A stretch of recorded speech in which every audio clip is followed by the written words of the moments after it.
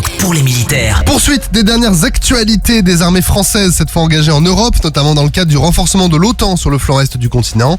En Roumanie, les militaires du bataillon multinational ont participé à l'exercice Eagle Thunder sur le camp de Cincu aux côtés de leurs homologues roumains. Cet exercice a été le théâtre de tirs et de manœuvres, surtout axé sur la manœuvre de l'infanterie et de l'artillerie. Les unités de l'OTAN ont ainsi constitué des compagnies de combat mixtes. L'infanterie mécanisée française sur véhicule blindé de combat d'infanterie s'est entraînée avec les unités polonaises et roumaines, tandis que l'infanterie mécanisée belge a été renforcée par des militaires portugais et macédoniens. Durant l'exercice, l'ensemble des armes du bataillon ont été mises en œuvre, du missile au canon César, en passant par les tireurs de précision. Toujours en Roumanie, un avion de patrouille maritime Atlantique 2 opère depuis la base aérienne de Constanța pour mener des missions de surveillance des voies maritimes en Méditerranée et en mer Noire. L'aéronef a également réalisé plusieurs vols au profit de la mission EUFOR Althea pour le maintien d'un environnement sûr dans les Balkans. L'Atlantique 2 a aussi participé à l'exercice multinational de sauvetage en mer Argonaut qui était organisé par Chypre avec un Puma de l'armée de l'air et de l'espace. Il a également contribué à l'exercice otanien Sea Shield qui était organisé par la Roumanie en mer Noire aux côtés de 12 pays alliés pour un total de 2000 hommes engagés au profit de la liberté de navigation et de la protection des approches maritimes de l'Alliance. En Estonie, le sous-groupement tactique Interarmes français a participé à l'exercice interallié Bold Bugle à Tapa. Cet exercice certifiait la capacité de l'Unset Forward Presence Battle Group Estonia à s'intégrer au sein de la première brigade estonienne. Le sous-groupement français a mis en œuvre son savoir-faire tactique au profit de ses alliés britanniques lors des phases défensives et offensives successives de l'exercice. En mer Baltique, le chasseur de mines l'Aigle a patrouillé vers l'Estonie tout en réalisant des activités de coopération avec les marines riveraines comme des exercices d'évolution conjointe, de préparation au ravitaillement à la mer et de transmission de données.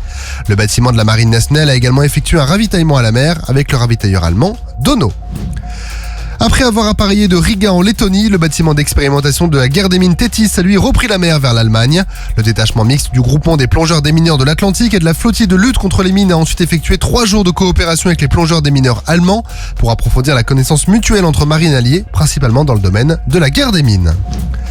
En Bosnie-Herzégovine, le bataillon multinational de la Strategic Reserve Force est passé officiellement sous le commandement de l'opération Althea.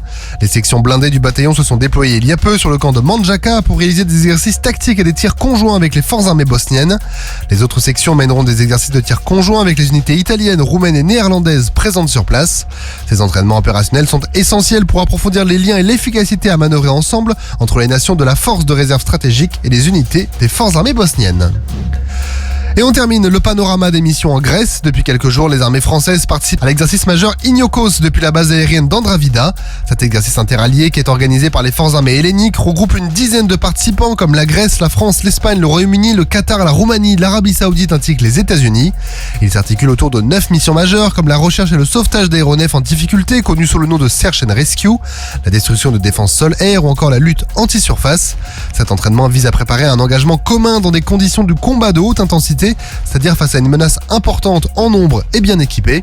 Pour cet exercice, les armées françaises mettent en œuvre 7 rafales marines, un E-3F AWACS, 18 pilotes et 90 techniciens pendant 17 jours. Sur terre, sur mer, comme dans les airs. Skyrock PLM, en équipe avec Cuneo, la mutuelle des forces armées.